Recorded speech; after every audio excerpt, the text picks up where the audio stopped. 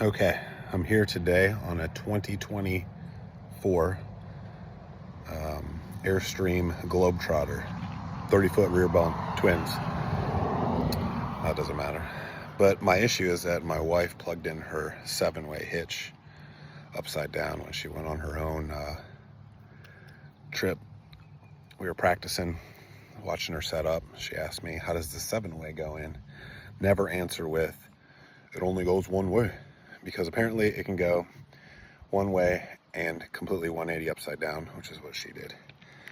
So when she did that, she fried a bunch of the components, and we got all that stuff fixed, even including a module underneath the spare tire on the truck. But what I haven't been able to do yet is replace my taillights because some of the LEDs burned out. So I finally got these things worked out. I'm not sure where she ordered these from. Super bright LEDs, Earth City, Missouri. Cool, show me.